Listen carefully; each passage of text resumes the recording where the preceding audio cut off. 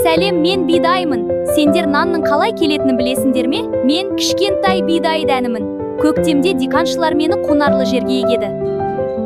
Алғашында мен жердің ішінде жатып, күннің жылын, жаңбырдың тамшысын күттім. Біраз уақыттан кейін мен өсе бастадым. Жерді жарып шығып, жасыл сабаққа айналдым. Жаз бойы күннің шуағын қабылдап, желмен тербеліп тұрдым.